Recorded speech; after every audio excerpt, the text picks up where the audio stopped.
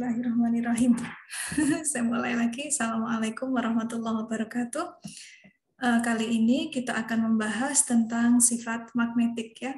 Perkembangan teknologi saat ini banyak sekali material-material yang dibuat dan diukur sifat kemagnetannya, karena untuk beberapa keperluan memang sifat magnetik dari material itu sangat bermanfaat. Untuk sifat magnetik ini bukan berarti materialnya itu bertindak sebagai magnet ya, tetapi bagaimana respon material ketika ada medan magnet di sekitarnya. Seperti itu, respon materialnya seperti apa. Jadi seperti yang dulu ya, sifat mekanik itu respon terhadap adanya beban, kalau sifat elektrik itu dulu respon terhadap adanya medan listrik gitu ya. Kalau yang ini sifat magnetik adalah sifat material ketika ada medan magnet di sekitarnya. Oke. Ini beberapa alat yang menggunakan prinsip kerjanya menggunakan sifat magnetik. Ya, ini ada gambar A.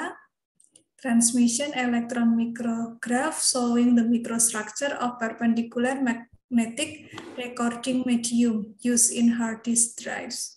Ya, ini di hard disk drive itu ya ada salah satu bahan yang memang dilapisi oleh material yang memiliki sifat magnetik. Tugasnya untuk ini recording sebagai media untuk merekam. Ya. Ini magnetic storage hard disk used in laptop, left and desktop. Ini yang kecil. Ini piringannya, the inside of a hard disk drive, the circular disk will typically spin at rationally velocity. Ini 5.400 hingga atau 7.200 ya putaran per menit. Ya, itu kalau diputar, kemudian mungkin ada panasnya sedikit gitu ya, itu nanti proses recordingnya di situ. Ini laptop komputer ya, ini mikroskopis, ini makroskopisnya. Seperti itu kalau orang kimia bahas biasanya. Itu ya, ini adalah salah satu contoh pemanfaatan sifat magnetik dari suatu material. Apa material yang memiliki sifat magnetik? Banyak sekali dan sekarang juga banyak dikembangkan material baru, diantaranya zinc oxide, ZNO. Itu bisa kita buat di lab. Kalau nanti saudara tertarik untuk riset pakai itu, bisa memungkinkan untuk dibuat di laboratorium. Ini learning objektifnya, tujuan pembelajaran ya, menentukan sifat kemagnetan dari suatu material. Kemudian akan dibahas tentang magnetic moment dalam material itu apa. Kemudian ada diamagnetism, paramagnetism, dan ferromagnetism. Itu kurang lebih, dan nanti untuk penerapannya banyak sekali, diantaranya sebagai bahan superconductivity. Sebelum masuk ke tentang sifat kemagnetan, kita lihat dulu tentang histori dari magnet ya. Jadi gejala kemagnetan merupakan cikal bakal pengetahuan tentang kelistrikan. Ya, sejak 2000 tahun yang lalu di Yunani itu ada sejenis batuan yang dinamakan magnetik di kota Magnesia, sehingga bahannya disebut magnet gitu ya. Kemudian magnet pada awal abad ke-12 itu digunakan sebagai kompas penunjuk arah. Orang dahulu itu petualang kan ya, penjelajah gitu ya. Vasco da Gama, Ibnu Battuta kalau Islam itu ya. Ya pada saat menjelajah itu di lautan mereka perlu kompas ya sebagai penunjuk arah. Ya, dan bumi itu juga termasuk magnet ya, bahkan itu magnet raksasa kalau dibilang. Itu tentang magnetnya. Kemudian bahan dari benda yang kita sebut dengan magnet itu apa? Tadi di kota Magnesia ditemukan batuan magnetit ya, magnetit, MAGNETIT ya bukan. bukan magnetik tapi magnetite ya, dan ditemukannya di kotanya dikenal dengan magnesia.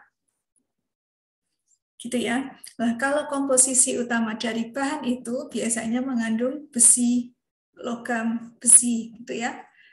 Magnetit itu besi, komposisi utama logamnya. Oke. Itu tadi tentang sejarah magnet, kemudian komposisi bahan yang digunakan untuk magnet. Ya, sekarang kita bedakan antara magnet dan sifat magnetik ya. Ini secara submikroskopis ini ada magnet, ada kutub utara, kutub selatan, itu kan ya. Oke, kemudian kalau ada kutub utara, kutub selatan, ini ada garis-garis ini. Ini namanya apa? Medan magnet. Ya, lah ini bahan ini kita sebut dengan magnet. Gelombang yang dihasilkan itu gelombang atau apa medan magnet, gitu ya. Lah, kemudian kalau ada bahan di sini, apa responnya terhadap ini gelombang magnet ini? Ya, atau medan magnet ini responnya seperti apa? Itulah yang kita sebut dengan sifat magnetik. Jadi ini misalkan ada bahan lagi di sini.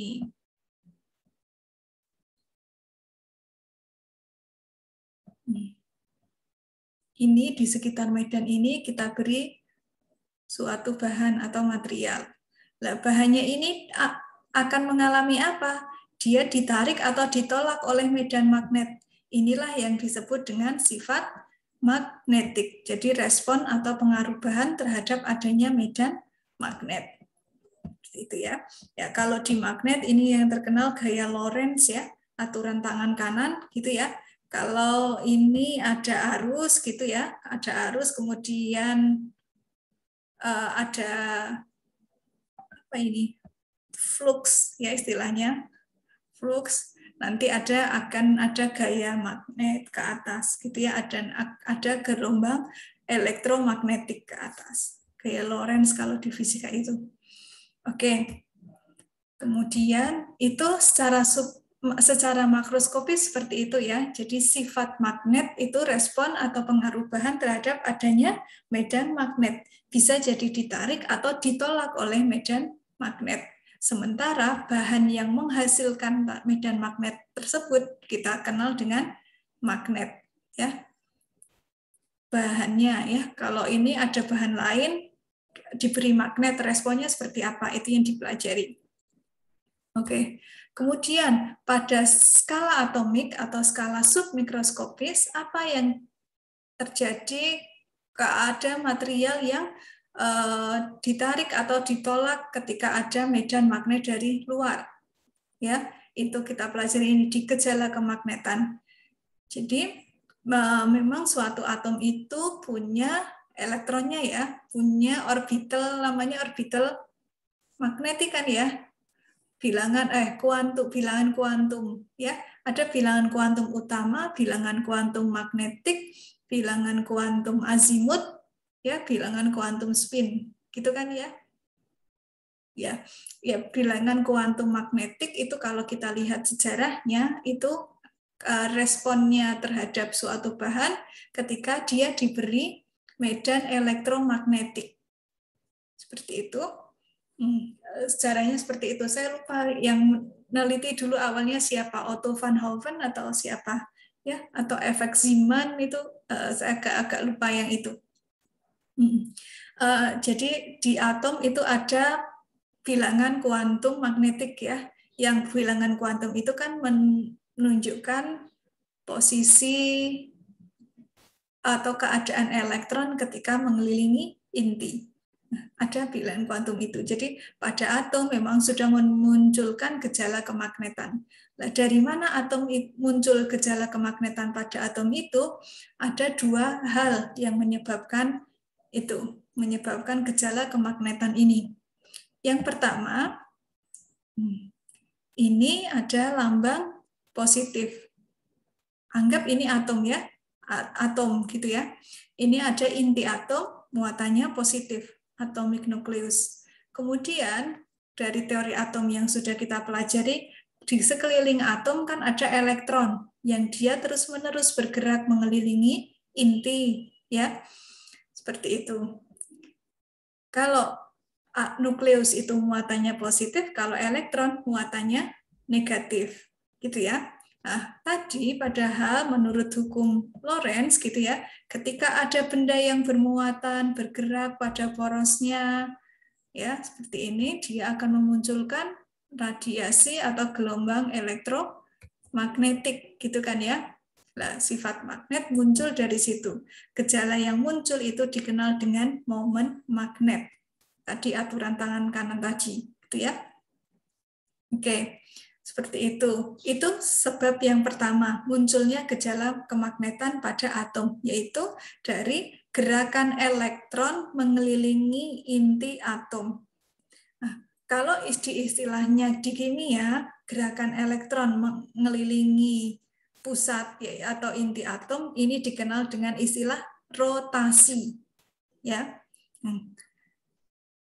Kemudian yang kedua, adanya gejala kemagnetan pada atom itu muncul diakibatkan oleh elektronnya sendiri. Jadi ketika dia bergerak mengelilingi inti, di samping dia gerakannya ini melewati poros ini, dia juga bergerak pada bidang dirinya sendiri. Jadi ada dua gerak ya, gerak ke mengelilingi inti atom, dan di dalam gerakannya itu dia juga bergerak. Jadi seperti ini. Ya. Gitu. Itu namanya spin. Spin itu berputar pada porosnya dia sendiri, elektron, gitu ya, spin. Itu juga memunculkan sifat kemagnetan pada suatu atom. Ya, sifat kemagnetan dari suatu atom itu artinya itu juga memunculkan momen magnetik. Gitu ya. Jadi ada dua ya. Satu, karena gerakan elektron mengelilingi inti atom, atau istilahnya rotasi elektron. Yang kedua, spin elektron atau gerakan elektron pada porosnya. Itu yang menyebabkan gejala kemagnetan pada atom. Kalau kita tarik, ini kan sangat kecil ya, kita nggak bisa melihatnya ya. Tapi ada juga hal makroskopis yang sangat besar dan kita juga tidak tahu, karena kita yang mengalaminya. Jadi kita tinggal di bumi. Bumi itu kan mengelilingi pusat tata surya ya. Kalau di galaksi kita ya itu matahari, itu kan ya. Oke, gerakan bumi mengelilingi matahari itu kalau di fisika itu istilahnya revolusi kan ya. Nah, di samping dia bumi itu, di samping dia bergerak mengelilingi pusat tata surya, dia juga bergerak di porosnya sendiri, istilahnya rotasi bumi gitu kan ya. Itu analoginya sama dengan itu. Yang kecil tidak bisa kita lihat, yang sangat besar juga tidak bisa kita lihat ya. Memang terbatas kemampuan kita. Seperti itu. Jadi itu bayangannya, kalau itu cuma beda istilah ya. Tadi ada istilah revolusi atau rotasi kalau di fisika, kalau di kimia istilahnya rotasi dan spin. Seperti itu. Oke. Ini penjelasan tadi ya dengan kata-kata seperti ini. Tapi kalau jadi gambar ilustrasi seperti saya yang terangkan tadi.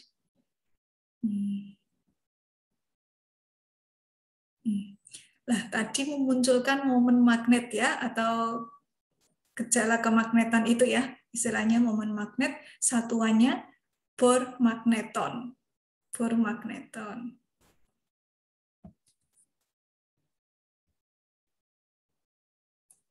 Oke.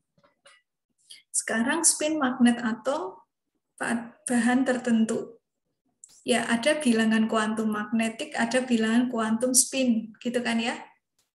Spinnya itu dalam satu orbital biasanya ada dua elektron yang spinnya berlawanan ke atas dan ke bawah, gitu kan ya gambarannya. Nah, kalau di sini belajar lebih lanjut tentang sifat magnetik, spinnya itu enggak cuma ke atas atau ke bawah, boleh ke samping kanan, samping kiri, seperti itu. Nanti akan kita lihat gambarnya. Kemudian kalau dulu mungkin saudara lihat ukurannya sama tingginya sama ya, hanya panahnya yang beda ya. Kalau nanti belajar sifat magnet, lebih dari itu, gitu ya. Lebih dari itu. Kalau ini panjangnya sama. Kalau di ini belajar lebih lanjut tentang sifat kemagnetan, ini yang ke bawah ya, kurang lanjut. Ini mungkin yang ke atas lebih panjang lagi. Ya, bentuk spin seperti ini kalau nanti di buku-buku lazim dikenal ketika mempelajari sifat kemagnetan. Saya jadi ingat satu seminar saya pernah ikut, pembicaranya kebetulan orang fisika dan risetnya itu tentang kemagnetan.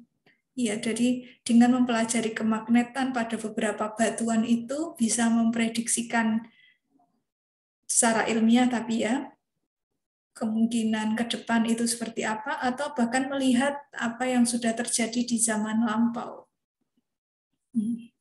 Dengan mempelajari struktur batuan yang ada di kerak bumi, gitu ya, atau di inti bumi malahan.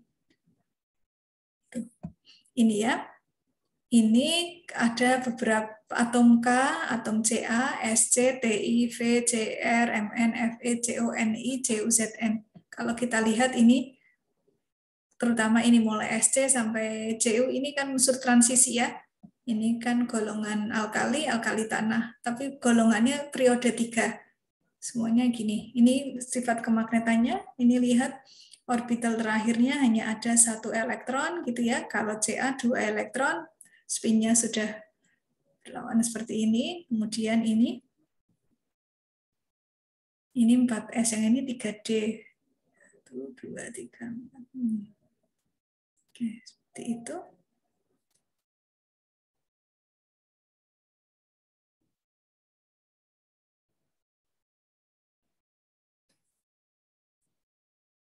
Elemen yang memenuhi persyaratan untuk yang supaya punya sifat kemagnetan adalah kulit subvalensi yang tidak terisi. Ini contohnya digambarkan ini.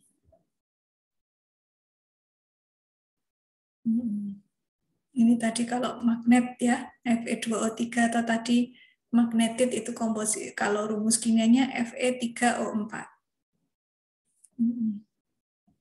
Dan kadang beberapa batuan punya warna tertentu ya karena adanya logam-logam tertentu di sekitarnya.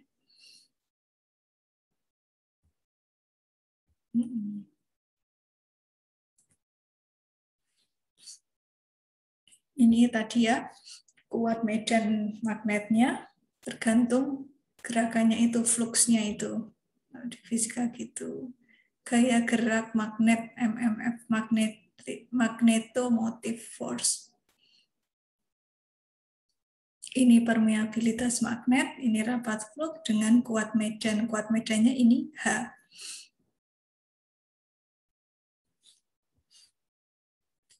Ini tentang suseptibilitas magnet. Ini memperlihatkan hubungan antara induksi magnet dan intensitas magnet serta magnetisasi untuk memecahkan persoalan dalam teori kemagnetan. Ini suseptibilitas, jadi masing-masing bahan punya nilai suseptibilitas magnet tersendiri. Ini tadi apa? Momen magnet ya. H itu tadi. Oh, H itu momen magnetnya ya. Kuat medannya.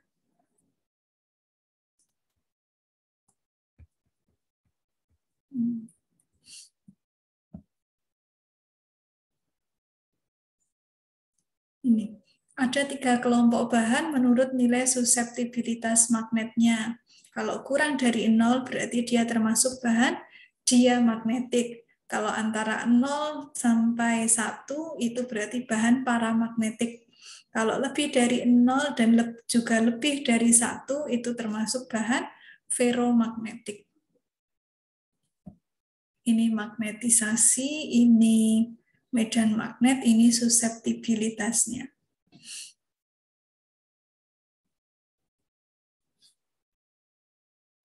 Ini kalau dilihat dari bahannya ini ya, magnetisasi atau M itu fungsi dari kuat medan. Ini contohnya. magnetisasi ini 3 bahan tadi. Diamagnetik, paramagnetik, ferromagnetik. Ya, paling besar kuat medannya adalah yang ferromagnetik suseptibilitas. Saudara lihat gambarnya ini. Ini medan magnet resultannya ya. Ini magnetisasinya.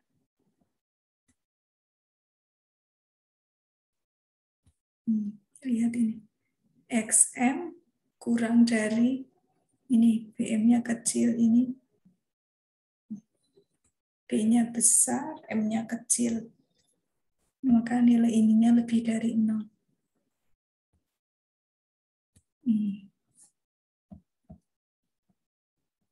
Ini apa ini?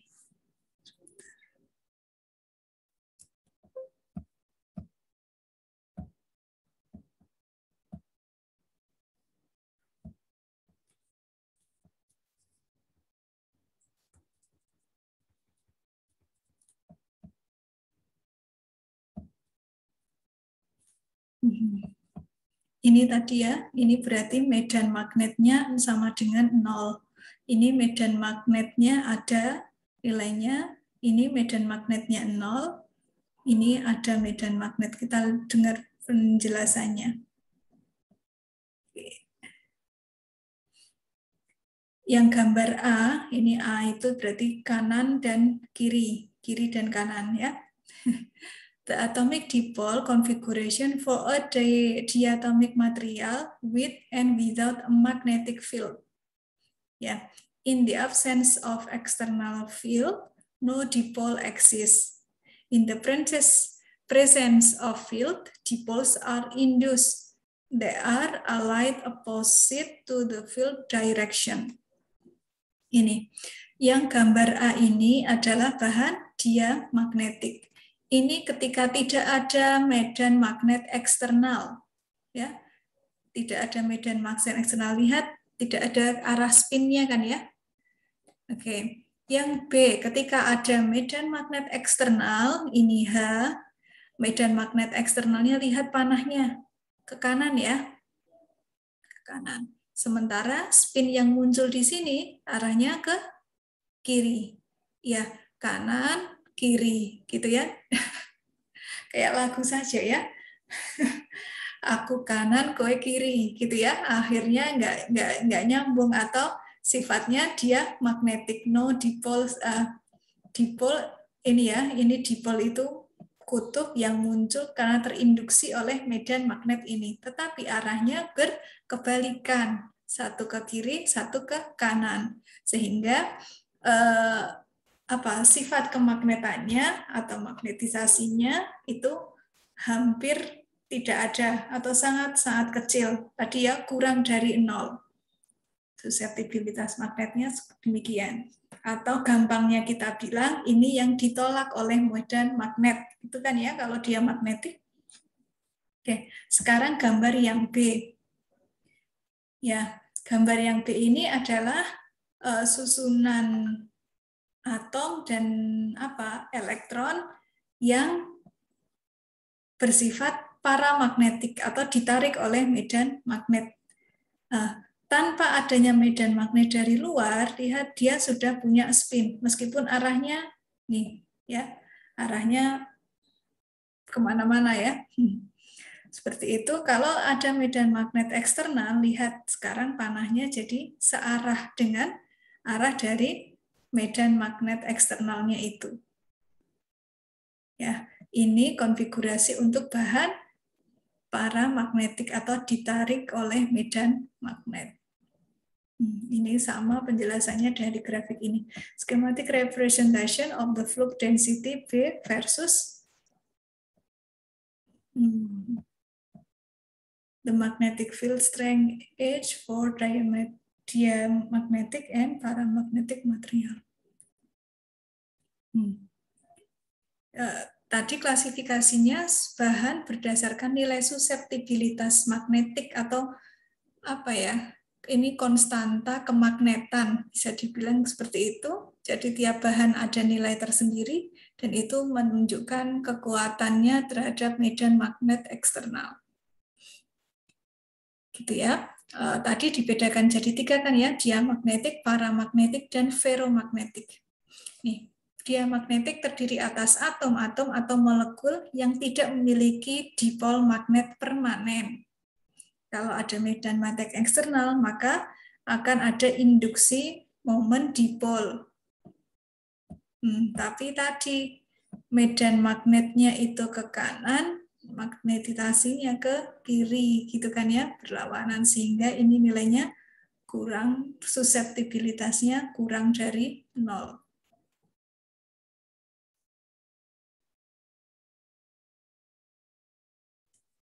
Ini B1 itu medan magnet di dalam bahan. B1 lebih kecil daripada medan magnet luar, atau ini B besar.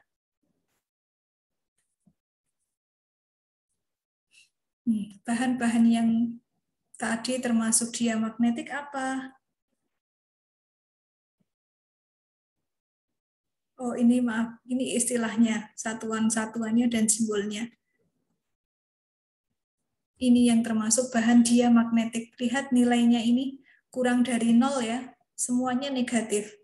Ada bismut, tembaga, intan, raksa, perak, emas, hidrogen, nitrogen, karbon dioksida. Dia memperlemah medan magnet. Oke, sekarang yang kedua, bahan paramagnetik. Atom-atom dalam bahan paramagnetik memiliki momen dipol permanen, namun arahnya acak jika tidak ada medan magnet dari luar. Tadi sudah kita lihat gambarnya ya. Tetapi jika ada medan magnet dari luar, sebagian dipol magnetnya akan terorientasi atau arahnya akan mengikuti medan magnet itu. Itu tadi kita lihat ini B-nya sama dengan 0, acak tadi ya. Ini ketika ada medan magnet dari luar. Kalau panahnya ini ke kanan, ya nanti dia menyesuaikan ke kanan seperti ini. Oke, ini yang termasuk bahan paramagnetik atau memperkuat medan magnet. Aluminium, apa ini, GdCl3, magnesium, natrium, titanium, tungsten, dan oksigen. Ini nilai suseptibilitasnya diukur pada suhu kamar. Nilainya lebih dari 1 ya. Lebih dari 0 tapi maksimal nilainya 1 XM-nya ini. Nah, terakhir bahan ferromagnetik. Ada kemungkinan terjadi magnetisasi permanen. Artinya, walaupun tak ada medan magnet dari luar, tidak ada magnetisasi, bahan tersebut bersifat magnet.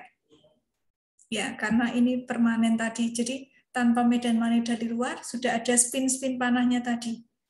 Nah, hubungan antara magnetisasi dan intensitas magnet serta antara induksi magnet dan intensitas magnet tidak linier.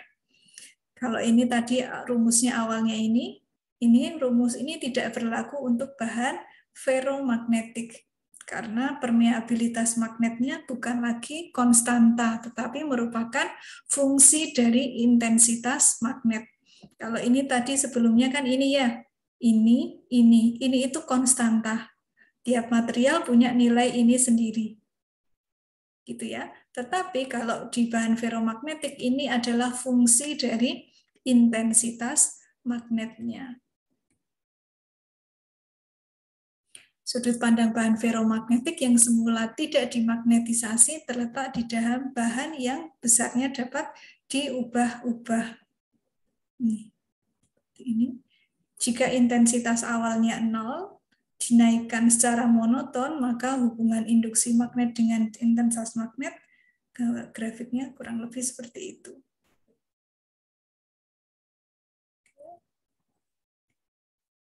Nah, grafiknya beda-beda ya. Ini ke sini dan ke sini tadi, ini namanya kurva histeresis. Nah, kalau nanti saudara akan temukan kurva yang mirip dengan ini, kalau mengukur luas permukaan suatu bahan, akan temukan kurva histeresis. Apa yang termasuk bahan ferromagnetik? Ini bismut, tembaga, intan, kok ini maaf salah, bukan ferro, ini diamagnetik ya, negatif semua.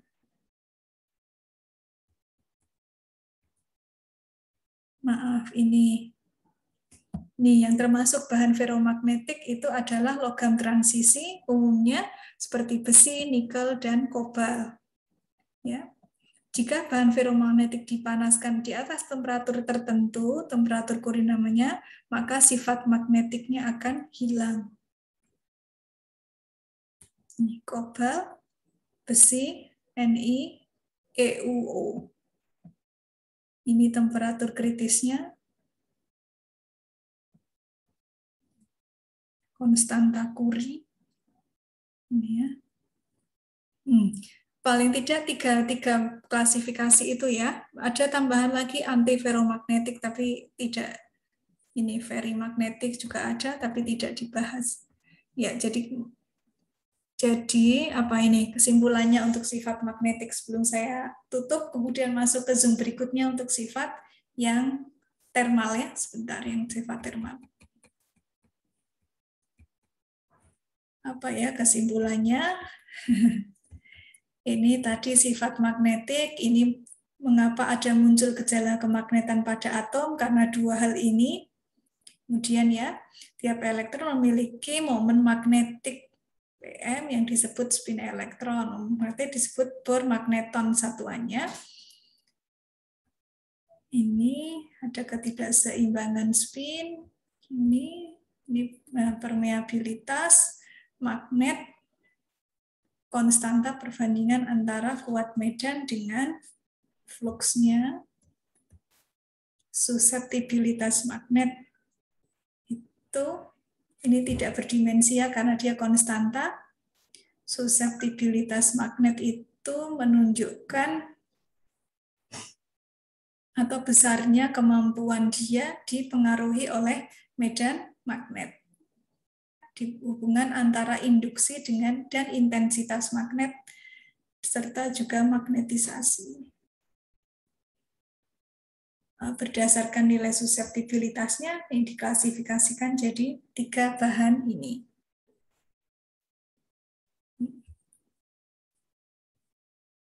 Oke. Demikian untuk sifat kemagnetan. Sekarang kita lihat apa saja bahan-bahan yang ini memanfaatkan sifat kemagnetan. Tadi saya bilang ada material ZNO ya yang dikembangkan itu. Nah, salah satu manfaat dari sifat kemagnetan adalah banyak dipakai di bidang medis. Ini saya lihatkan satu contoh saja yang di bidang medis. Tadi di contoh awal kan saya gunakan untuk bahan elektronik ya atau perangkat elektronik ya. Yang ini di bidang medis. Magnetic nanomaterial are nanomaterial containing magnetic element, yaitu nanomaterial yang mengandung unsur-unsur yang bersifat magnetik seperti nikel, besi, kromium, kobalt, gadolinium, tadi GD itu GdCl3, gadolinium klorida, mangan, dan senyawa-senyawa kimia yang lain. Zinc termasuknya zinc oxide, itu juga NiFe3O4 itu juga tadi magnetik gitu ya. This type nanoparticle offer great potential and many application. Nanopartikel yang memiliki sifat kemagnetan ini banyak dimanfaatkan untuk berbagai bidang. Contohnya di bidang drug delivery itu proses jalannya obat masuk ke dalam tubuh kita in medical field. Ya, di medical field ini ada inti magnet ya, biasa digunakan untuk keperluan diagnosa, terapi atau pemisahan. Yang